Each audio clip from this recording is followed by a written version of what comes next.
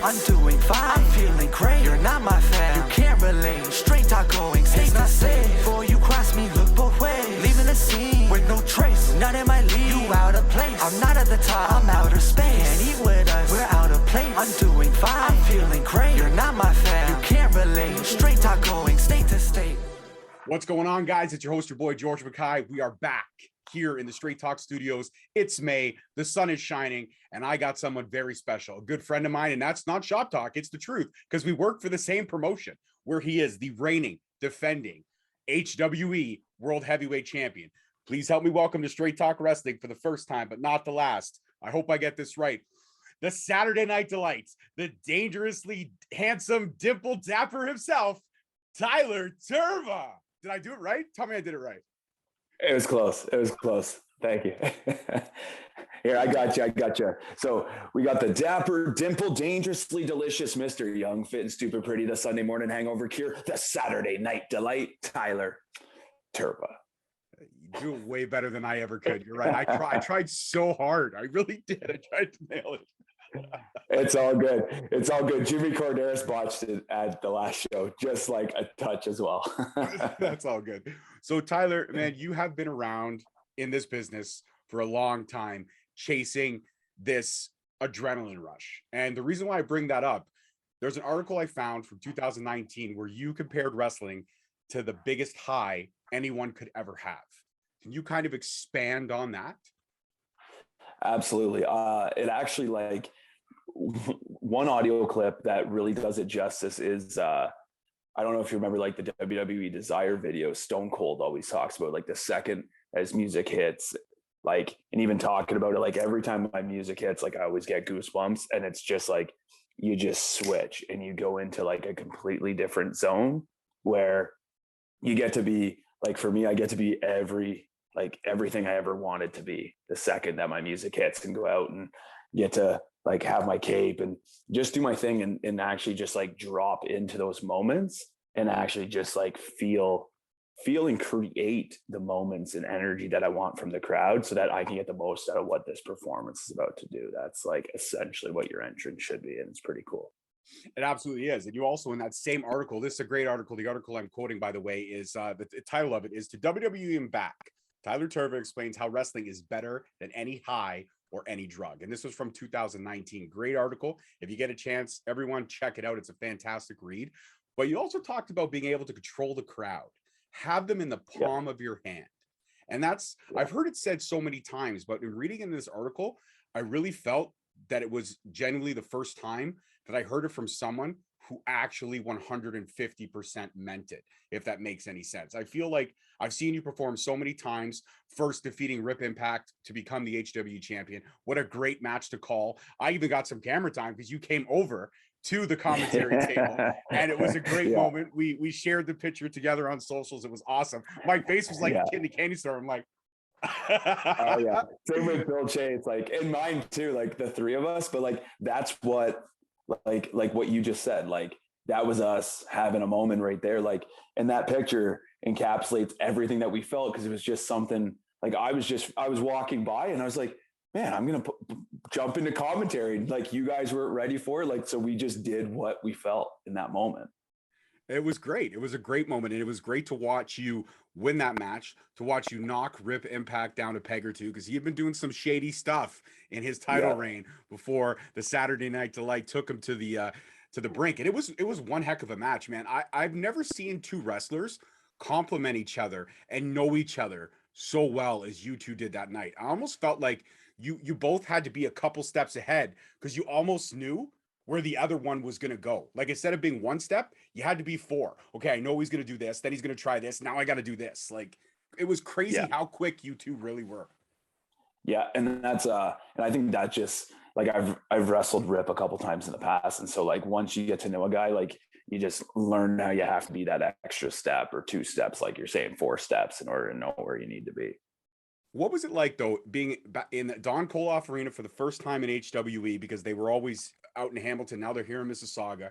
You come in, you win the title in front of a rowdy crowd, to say the least, and you knock down a guy who had held that title for over 200 plus days. and you take it from him, and now you're at the mountaintop. So it's great. You're celebrating, but you also know that you got a million eyes in that locker room that know at any given time, one of them is going to say, hey, guess what, Tirva, it's my turn now. Absolutely. And going into it, for me, like, there's definitely like a ton of nerves coming out. Like, for one, you come through the curtain, I'm like, man, I hope like these people care about me. I hope that these people like know who I am. And then as it goes on, like, you just get those people behind you, get them invested in you. And just like you said, like, it was pretty neat to knock off the top dog in HWE just to create a new top dog. And so, but yeah, I definitely know like there's an X on my back. Everyone's going to want a shot at me. And I hope that they do, because I essentially want everyone to come forward and bring everything up a level so that we can take things to where they haven't been before. So you're basically saying that you've got this open door, forbidden door policy, if you will. Anybody that wants a shot, just come through. I'll give you that shot. I'll give you that title shot. As long as they've earned it. Yeah, absolutely. Yeah. So you mean I can't walk out there and say, Tyler, I want a shot, because I have no training. No. Yeah, exactly. Exactly. And also, like, even leading into it, like, yeah, I had, like you said, that was my first one in Don Koloff for HWE, but I'd wrestled like on a lot of their other shows in the different buildings leading up to everything. So essentially, yeah, it was my first one there, but it's not because I haven't earned my stripes.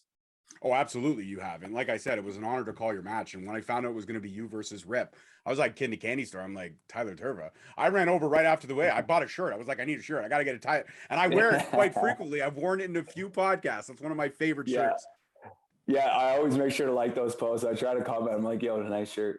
And every time I see it, I like get it back. I go, this is amazing. So one thing that happened a few days ago is your better half celebrated her birthday. So what does a guy like the Saturday Night Delight do for his number one lady on her birthday? I mean, I saw the pinata, which I was completely confused about, but I saw that. What else did you do? Yeah, so I bought her. So we were watching TV like a couple nights before, and she just randomly was like, I really like want a pinata for my birthday.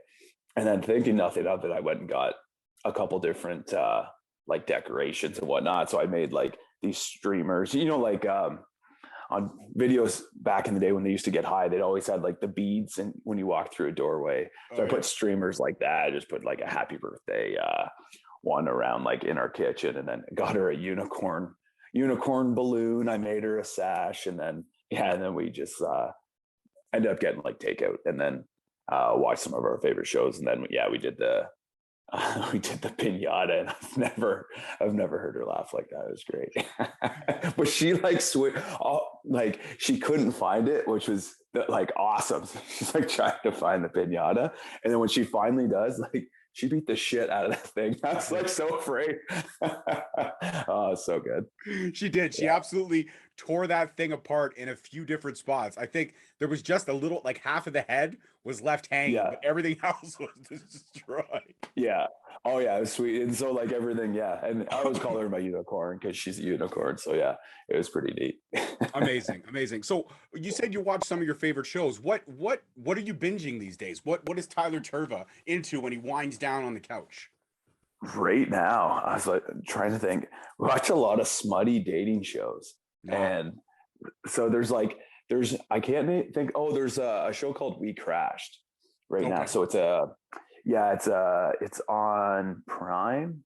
I can't remember. I think it's Jared Leto, and he essentially he owns this. It's like he's essentially like a billionaire, and he's like created a company from the ground up, and it's like a shared workspace type of company, and they just keep growing and growing, and he's trying to go public with it. But it's like he's just like overconfident, and he's burning through like a lot of money every week, like more than what they're making, but he's trying to grow at exponential rates, but they're trying to go public. So I love like anything that's like, I love anything business related. And so that's essentially like a lot of like, I'll watch like a show like that, but really I'm always watching like Formula One racing, and I'm a big baseball fan. So this is kind of my time of year when everything switches over.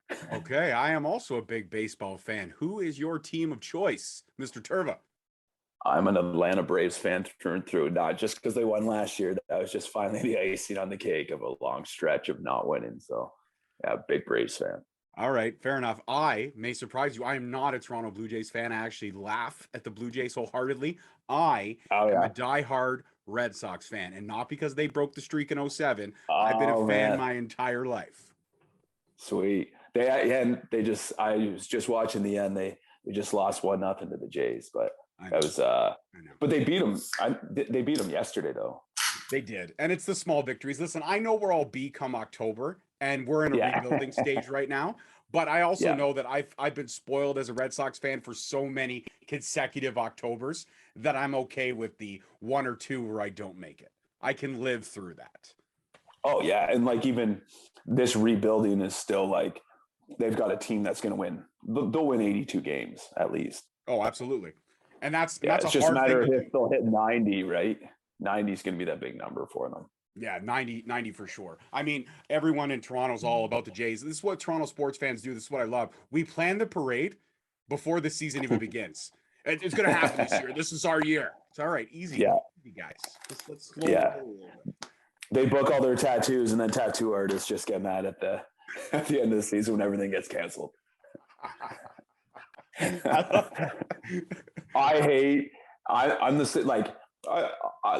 I don't mind the Blue Jays because like I love going to games, but like if I'm going to pick a stadium to watch a ball game, I'm going to go to Detroit, like because you get a much better feel. Just because for me it's essentially like similar drive, like 2.5, but yeah, man, like my buddies love watching them, and so like you end up I still kind of cheer for them whenever they're in like certain tight games, but then if they're playing like the A's, like I want to see the A's beat them. I want to see the Braves beat them. Like, but yeah, I hear you. It's always like come October, you know who's going to be there. Exactly. You definitely know who's going to be there. And that's the great thing about baseball though, because teams get hot July and August, and all of a sudden it's a very different landscape. That month of July is, I believe, the most crucial month in baseball. If you don't have a good July, your season is over. I don't care how good of a August or September you have. July is that month where teams really pull ahead. Yeah, I think I was reading stats, and last year, like the Braves were below 500 going into July, and then they only lost like 8 games between July and August. So you went from being super low on the totem pole, and then now you're way ahead in the division. It just changed, like you said, it changes everything. And then now you have momentum for September, and you're set. Exactly. And you get that cushion. So even if you have a dry September, you have July that kind of carried you forward a little bit. So July, I really believe July is that crucial month in baseball. It's the favorite month of the year for me. That's the one month where I pay a lot of attention because I want to see who's hot, who's not. You got to get your pool picks in. You got to get your pitchers going. You got to get all the money you can in that month. That's when you soak it up. Yeah. Yeah, and when you have guys going into the All-Star game hot, and then you have guys that flatten out right after. So there's always like, if they can get through usually like that week after, then they're going to be pretty smooth sailing. But you see a lot of guys drop off, like guys that like in the home run derby, right? You'll see guys win the home run derby and then their bat's flat, like Robinson Cano a few years back. Mm-hmm. Mm-hmm. Absolutely. Yeah. You're 100% correct. I love this. I never get a chance to talk about baseball. Next HWE show in July, we're going to rap about some baseball for a couple of minutes because we'll know that each other is on that same wavelength. But now back to you. So we talk about this chasing this proverbial dragon, these contracts, these big contracts that mean so much to everybody. And you had your experience with WWE, you did the training camps, 70 seconds kind of on TV, 77 seconds, something like that on TV. And then who's counting? Well, again, I'm quoting the article, which was again a fantastic read. But what do you think about all that when you reach the pinnacle and then it doesn't really go your way? How do you stay positive? How do you keep pushing forward? How do you create the Saturday night delight, or how do you redefine where Tlyer Tirva was then to where he is now? Well, I think it's with anything in life, like as you go on, like you have honestly, like every time that something didn't happen, looking back now, it was actually such a crucial portion for me. Like I learned every failure. You don't win, like you don't learn when you win. And that's what every great athlete always says. You never learn when you win because you did everything right. But people that always did everything right, can they tell you and help you where you could have been better? A lot of times, no. And so like for me, every time I failed, man, like I got better and I adapted and I made all the changes of the feedback that I was given. And I feel like that's why, like right now, I feel like I'm in such a good place, because like I've been through a lot of different heartbreak, like with like through wrestling, from not getting certain things. But I realized that right now I have everything that I want. Like, just because I didn't get the contract, I haven't got the contract, like I'm not a different person because of it. I'm not a worse performer because of it. If anything, I was just not the one they wanted that day. And that happened so often. There's so many guys that currently aren't on TV that are much better wrestlers than people that are on TV, that are way more entertaining. And that's just I believe that's just part of the business as well. And so like, I'm not sour for, like, I've gone through parts where I was sour about it, but right now I don't feel like I'm in that spot where, because I've taken everything that I've learned, I've just wanted to get better. And for me, it's about each match and looking forward to each match. And what can I get out of this match? How can I challenge myself today as a performer? And also like, how can I get a certain reaction out of the crowd at a certain point? Like we talked about earlier, where like, how can I have them in the palm of my hand in my entrance? How can I have them in the palm of my hand in my promo? How can I have them in the palm of my hand going into the finish? That is something that you never get tired of, because you essentially always have something to learn in each of those portions from every match you've ever had. I like that. That's very profound. Like you said, you take something, every negative, you've turned it into a creative positive where you've put it back in. Okay, so I wasn't the guy that day. Now I can work on this, and this, and maybe I'll be the guy the next time around. Or maybe, you know, I'll polish myself up. And I think that's fascinating. And one of the things I really enjoyed about you is I discovered you in 2020. That's when I discovered you, and then being able to call a Tlyer Tirva match. I mean, come on. That's it. If I quit commentary tomorrow, that is one of the peaks, the highlights of my career, because it's been so awesome to call your matches. But we have the Impact Gut Check, and it's you know, it's not a competition, but it is a competition. It's reality based, but it isn't. It's one of these kind of gray areas in terms of these competition shows that they have. It's not American Idol, but the format is essentially kind of the same. Instead of putting on a song, you got to put on a match. You got to do all these things. What was the experience, the overall experience about the Impact Gut Check? I mean, from start to finish. Okay. So it was awesome, to be honest. Like, it was awesome. So essentially it was like filmed in Windsor. So there was initially there was probably like 12 people or so. Can't remember. I think there was about 8 to 12. And it was in Windsor. I was the only Canadian. Everyone else was American. A few guys from Kentucky area, and then there's like a few Ohio guys and people just from all over in the States. And so it was night one.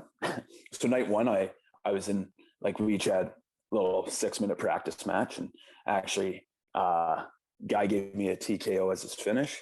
And my hand, I actually caught my hand underneath his shoulder, so I actually broke my hand that night.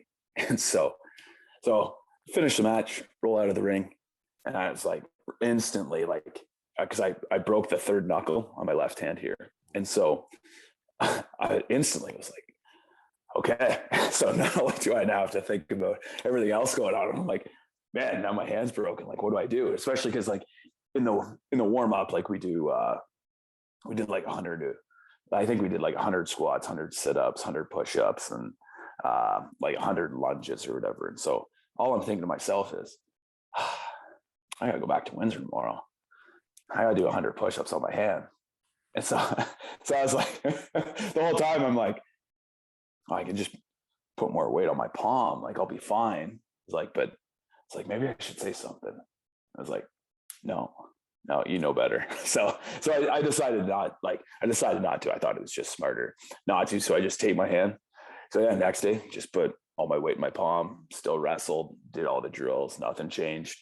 And and then we ended up getting towards the end. There was There was a six-man match that was filmed in just outside of Detroit. So that was one night. And that was like they were doing like a live impact show. And so we were the opening match. So it was a 6-man tag. And then there was another 6-man tag down in, I want to say like, I believe it's Dayton, Ohio, where I went. And so initially we were told that was going to be where they announced the winner. And then they ended up, so we were waiting around for like an hour and a half after the show. Everyone's like nervous, like who's going to win, who's getting the contract. And then it was decided, nope, not tonight. So then, so then it ended up, and there was 6 of us at that point. And then, then from there, then got the call and they said, hey, we're actually going to be doing the gut check finals. We want to offer you a spot to be in it. It's going to be in Atlanta. I was like, oh man, I love Atlanta. It's across the street from where the Braves play, which is pretty cool. And the Braves new park was only a year old at that point. So I was like, man, that's going to be pretty cool. I think it's called like the Coca-Cola Roxy Center, Coca-Cola something, little place. So cool venue, get there, super pumped up. Thought I had a good match, thought everything was going to go my way and I was going to get it. But hey, shook hands with the other guy.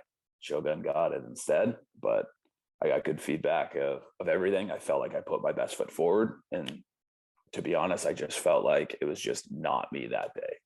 And that's with all the reflecting that I've done since it. Like, yeah, I got good feedback, talked to so many of the different guys backstage to get their feedback, what they thought could have been better. Should I change something to my look? What about my gear, the way that I talk, my mannerisms, all these, like, I break down every single little thing about what I do. And man, like that was the feedback. It just might not be today. I like that. You it didn't go your way, but you went right in the back and you went, hey, what do you think about this? What can I do? And you broke it down to everything. You asked everything. You weren't just like, was my match crap? It was like, no. What about my gear? What about my look, my promos? Do I slow it down? Do I speed it up? Like this and that, like the way I come out, the way I move. And that's amazing. Like you literally went through the school of hard knocks in one night. You literally took it all back and you said, okay, now I gotta reshape. I gotta repolish, like we've been talking about the whole conversation. And that's fantastic. Absolutely. And now, do you feel right now at this point of your career that this is the best version of you that the fans have seen? Without a doubt. Right now. Yeah. Without a doubt. Like I feel like I'm firing on all cylinders.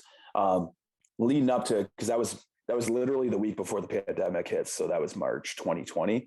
And so that 6 or 8 month stretch, I did my first Impact Explosion match in October of 2019 in Vegas.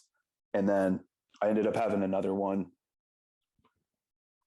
November, or maybe that was September. Anyways, like 2 months later, I had another Explosion match against El Reverso, and then ended up having another one with Brent Banks. So I was just feeling like everything's clicking, starting, like I won a heavyweight title in there. I had like 3 other matches on shows where with Tyson Dukes that I just thought were like off the charts. Like I was just literally feeling like on top of the world. And then, and then it's like, boom, pandemic hits. But like I took the whole pandemic to just be like, okay, how do we take that and how do we keep going? So essentially now I got 3 belts, going for a 4th soon. So yeah, I'm not going to call myself the belt collector, but maybe someone will call me that. I could call you that. You're the belt collector of Ontario right now. You're killing it right now in so many different levels. And the great thing is about Tlyer Tirva is you don't know what to expect when you get in the ring. That's why I love calling your matches. I don't know what to expect. I can't call a Tlyer Tirva match and just be like, oh, okay, it's going to be a sweet arm drag. Then we're going to get a knee to the face. Then we're going to get some chops. No. It's like when I call a match, I'm thinking, okay, what the hell is he going to do? I mean, I've been watching wrestling a long time. What's he going to do here? I think he's going to go for, no, he did something completely fucking different than I thought he was going to do. This fucking guy. I don't want to play poker with Tlyer Tirva. Because I know if I go all in and I think this guy's got pocket 2s, he's got nothing. He throws out 4 aces. And the worst part about it is he'll throw out 4 aces and he'll roll his sleeves up like this before he does. He'll be like, all right, I'm all in. Yeah. You fucking shit. What the hell? I would pause for probably 6 or 7 seconds before I say all in though. I do the thinking. I don't know how to do the cool thing where you put your chips like intertwined. Oh yeah, I can't do that. I can't do any. Yeah. I can't do that. I can spin a pen around my thumb, but that's about it. My tell is I play poker all the time. I never win, but my tell is I always bring sunglasses with me. But when I got a really good hand, I'm giving this away. So if you play poker, you know that I got to change my tell now. When I got a really good hand, I'll have the glasses like this on my forehead, and then I'll just be like, okay, I'm all in. And I put it's like Stallone and Over the Top. Like I put yeah. And let me tell you, it has never really worked out for me. I've always thought I've had a good hand, and it's somebody fucking catches me on the river, Tyler. They catch me on that 5th fucking card all the time. I hate it. Yeah. That's funny. I've played, like, I'm not terrible at poker. I don't play a ton, but I've won. I won a tournament one night with like 12 guys. And the funny part is that was like the 3rd time I played. I just played the guy. Because to me, it was like wrestling psychology the whole time. I was just reading him. So it was neat. And I didn't have great cards. I ended up going all in when I like calling, having like pairs of 7s, having 8s, like 8, 9 suited, like not even like top hands, but it's still like good enough, right? So you just got to play the guy. But it's also luck of the draw. It's also luck of the draw, but you got to play the guy. You got to play the guy. You got to play the guy, but it's still luck of the draw. I like that. Should be, if you ever did like a poker like book, like a how to play poker, that should be the name of the book. You got to play the guy, but it is luck of the draw. Yeah. Luck of the draw and math. Right, because it's all probability. Yeah, and I do love numbers. So that's fun, having a photographic memory and you're remembering back all the different cards you've seen. I like that. So you can actually go see. That's the thing. I don't have a photographic memory. I can't remember what happened yesterday, let alone what happened 30 seconds ago in a hand. Like, it's brutal. I can remember what guys had throughout what they did, because it to me it's like.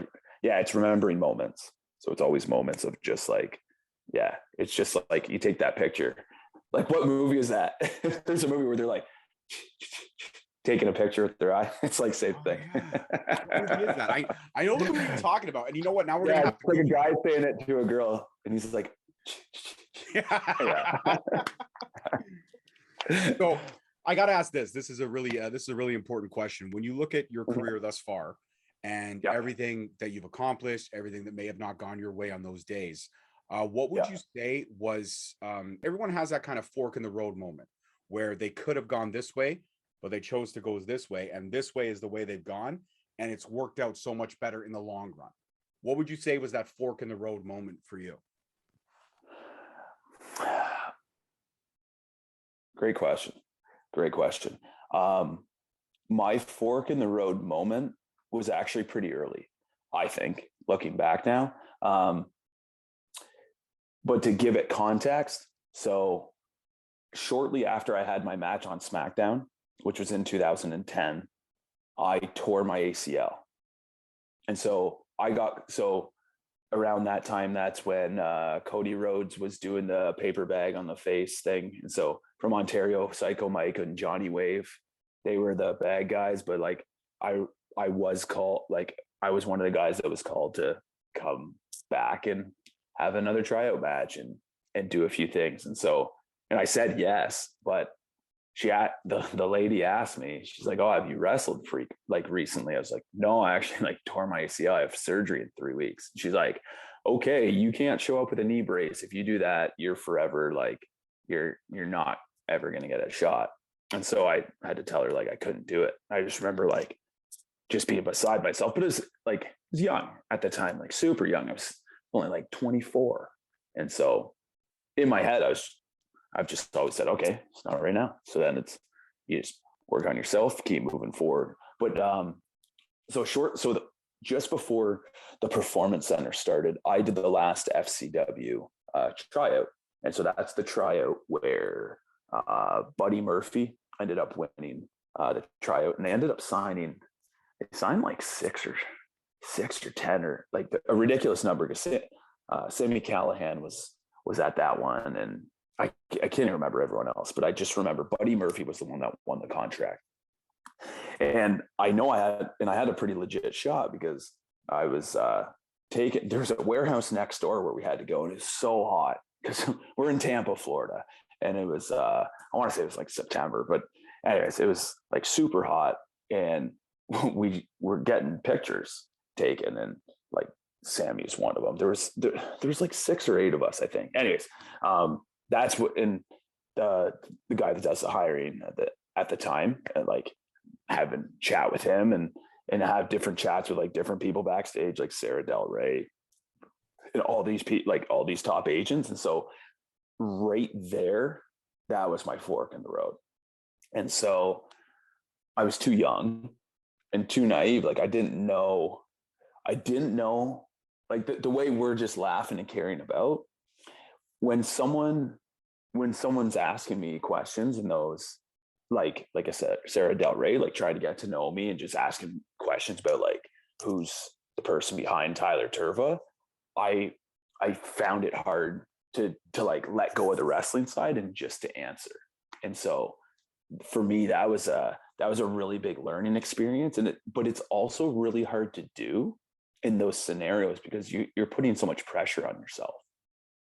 So for me, that I felt like that was a bit of a fork, because from there, it was hard for me to ever towards WWE to gain any momentum, like I did a bunch of extra work and stuff like that, where like I was Sting one night. I was in like the Adam Rose party train wearing like butterfly or Tinkerbell wings and stuff like that, and then like you're wearing a gladiator costume like the next night. But so like I've done a bunch of those cool things, but that was all after the fact, and there was just no momentum that really came from it. But I truly thought, like when I was super young, and we're talking like 10 years ago now, like I felt like there was a pretty legitimate shot at that time. But I didn't show up in my best shape, and so it wasn't from a lack of trying. It's just like sometimes that's just how everything's rolling. Like there's a lot of variables going on, but it's also easier to say all those things now when it's already happened to me and it's behind me, right?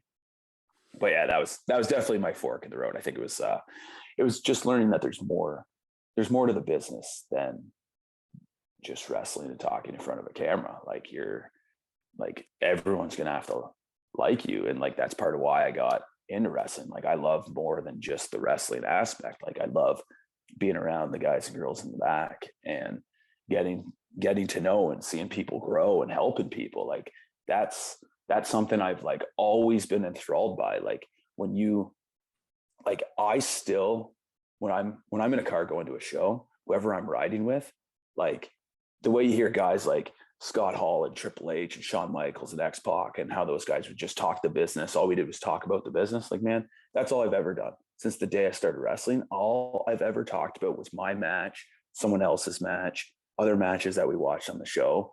And all we're talking about is the psychology of wrestling, how we get better, and how do we do so many of these different components. And then even the business side, where we're talking about our merchandise, we're talking about like, how do you try and get paid more money from a promoter? How do you get more bookings? Like who's got shows coming up in these next, like there's so many layers to everything. And even to this day, I'm like still just as fired up about wrestling as I was when I started 14 years ago.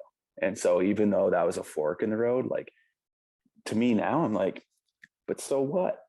I'm like, there's going to be forks the whole way. It's just a matter of what am I going to do? Because I'm going to run into more forks and I'm going to pivot there too. And so it's like, man, no matter what, like I love the person that wrestling's made me become. And that's why I'm like, I just want to take more people along for the ride with me, because like I'm just having so much fun. And that's really what it's all about. Whether I do it on TV, whether I do it in front of 30 or 40 people, like I really don't care, because like when my music hits, no one's stopping me. I like that. I mean, this is probably the most engaging and profound conversation that I've had in a very long time. I've had a lot of conversations, but this is one I think is going to stick out in my head for a very long time. And you're right. There's going to be forks. There's going to be peaks. There's going to be valleys. There's going to be high points and low points. But how you kind of navigate those waters is how you find who you want to be. And I think absolutely that the person that I'm having this conversation with now is one of the most down-to-earth and humble people. And don't get me wrong, don't get it twisted. Anyone who's watching this right now, this motherfucker can beat the shit out of you with the biggest smile on his face. But he also knows, I've seen this man command a crowd. He could come out to a crowd that doesn't look very engaged. Like, he opened the show at the last HWE show. The fans are just getting in. It's still a little chilly in Canada. It wasn't the greatest day. And Tirva's music hit. He'd out there and he's hype. But by the end of that promo, when we found, before Jimmy Corderas came out and we found out who your opponent was going to be, that crowd, from when you started that promo to when you finished it, the whole atmosphere changed. It went from kind of blasé, like a rainy Sunday morning, to let's fucking go, baby. It was fucking great, man. It was great. And it was great to be in that arena that night. And let's this is a question that I think you have a great answer for. Let's talk about pressure. When you're at the mountaintop, when you're the champion of no matter which promotion you're representing, and you got to go out there and 9 times out of 10, unless there's a grudge match on the card, you're going to be that main event. You're going to be that final thing that everyone has come to see because they want to see these two guys go at it for this championship. They want to see him prevail. When you've got to wait in the back room from, let's say, 7 o'clock and your match isn't on until 9:30, and you got to wait, you got to wait. You can do whatever you want. You can do jumping jacks. You can stretch it out. You can listen to some music. You can walk around saying great match. You can watch a couple things. But how do you deal with that pressure, that anxiety of waiting for so long to get that 20 minutes, 30 minutes, whatever it may be? Sometimes I wonder too, because a lot of times I might have had a coffee. If the show started at 7, I might have had my coffee at 5. And so there's actually a lot of times I'll hit like a nosedive and I'll just be like just sitting there like this and just dead like 20 minutes before the match because I've been pacing around for 2 hours. And you're just like chomping at the bit to want to go. But then, like I said, man, when your music hits, you just switch. And there's like, I don't know how to describe it because there's not words for it, but you just switch that gear because it's like, now it's go time. And the cool part is like, you're like going out, like even for, like you said, I appreciate all those nice things you said about that promo. Like, I didn't know what I was going to say. I just went out there and started feeling it. I started off with like, but the one word that I had was the party's here. And then I figured how they react will be how I go next. And they started doing the what chants. So I rolled with the what chants, but I just kept control.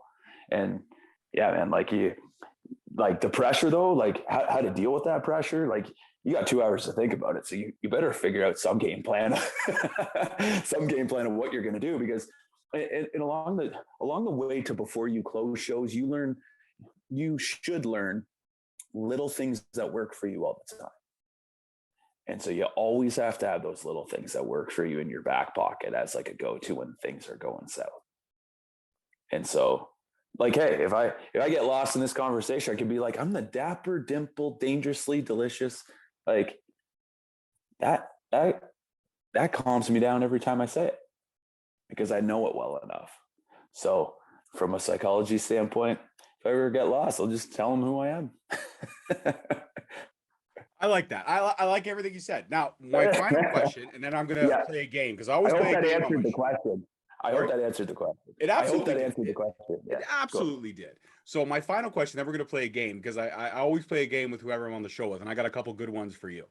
Now, my final question, if you could rewind this interview back in time, let's say we go 14 years ago, before you got into this crazy, mixed up, amazing business that is wrestling, and you could see a Tlyer Tirva 14 years ago, what advice would you give yourself now that you could depart on yourself back then? If you could tell yourself anything back then before you got into this, through all these 14 years, what would you say to your younger self, given the opportunity? I would say yes to everything. And that's the advice. I'd get. The advice is you say yes to every opportunity that you get. and I felt like I said yes to like every hint of an opportunity. But there's, even when you look back, there's always like 2 or 3 things you could have said yes to, or you could have tried. Like if you had a thought to do something, you just do it. So like if you think about like, hey, maybe I should go train in Mexico for 2 or 3 months. All right, just do it. Like there's but yeah, it's real easy once you pick something like that. That's something like you can have a thought creep in or doubt, and you're like, no, maybe it's not the right time right now. And it's like, nothing's ever going to be the right time. Nothing's the right time for anything, because you never know when your opportunities are going to be set up, but you also have to create your opportunities. So if you don't go to Mexico and train for 3 months, how are you going to know if you're ever going to have a shot to wrestle in Mexico? If you don't take a booking, you might take a booking where, when you're real new, where you're not going to get paid, which was common when I started. It's not so common now, but like all those end up paying off. Like, yeah, you just jump in the vehicle, go help set up a ring, set up a few chairs, maybe get a shot and have a match. And then you just make sure that you have a good 6 or 8 minute match. And next thing you know, you're booked on the next show. And then that's how you create momentum. And even still to this day, like I give, like one of the biggest advices that I'd give myself from 14 years ago is just stay hungry and stay obsessed. Because if you're not obsessed with it, that's where there's the little lull, because you're not pushing forward. Man, you're just killing it with these. Like I could write a proverb book on all the Tyler Tirva's proverb book. It'll be a seller, man. It'll be a seller. Hey, man, I've made all the mistakes along the way, but I've learned and grown from all of them. Like that's the only way. That's why, like, I'm just in a place where, like, I've been teaching, like, in so many other parts of my life, but I've just never taught and coached like in wrestling. And it's just something that I've been given advice for 14 years, and I'm just taking that all in. And now it's time for me to now slowly start passing that on to other people, because there's going to be something they'll get from it that they might need that day. And then that's going to make them better. And me talking about it is going to make me better, because it's going to make me think about it in another way. I'm just ready to kill it, bro. I'm just ready to kill it. You already are, my dude. You already are. And I can't wait to call another Tyler Tirva Saturday Night Delight main event coming up July 9th back at HWE, back at Don Koloff. And it's going to be a barn burner. It always is. Whenever the Saturday Night Delight is in the house, even if it's on a Sunday, it's okay, because he's still there and he's still rocking it out. All right, my man, are you ready? Before we get to your socials and before we say our goodbyes, are you ready to play my game? I'm in. Yeah. Okay. Let's do it. So I'll give you the 3 games that I usually play. You let me know which one you want to tangle with, and we'll go from there. So the first option is called Forced Mount Rushmore, where I give you 5 wrestlers, any wrestlers I choose, and you got to put them on your Mount Rushmore. 1 being the least one you like out of the 5 I gave you, and 5 being the best one you like.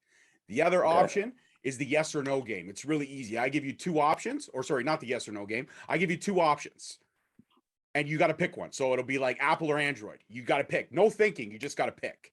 And then the final game is the yes or no game, where I ask you a question like, is Trish Stratus better than Medusa? And you just give me a yes or no answer. No explanation needed. So those are my 3 games. Which one would the Saturday Night Delight like to take part in? Oh, that's tough. I like the yes, no, but I always justify myself. So I'm going with Mount Rushmore. All right, perfect. So force Mount Rushmore again to explain the rules. I'm going to give you 5 wrestlers at random. You're going to put them on a list from 1 being your least favorite of those 5 to 5 being your favorite of those 5. Okay? Okay. Yep. All right. Do I explain why? You can explain why. This one, you can explain why. The yes or no game, you would have no option. It would just be a yes or no. Okay. All right, here we go. So here's my 5 wrestlers, and I'm going to mix them up. I'm going to give you some great females. I'm also going to give you some great men, and you're going to put them in order. So here we go. Wrestler number 1, because I mentioned her in the example, Trish Stratus. Wrestler number 2, because he's one of my all-time favorite in Impact and in WWE, AJ Styles. Number 3, because he's the newly crowned Impact Wrestling World Champion, Josh Alexander.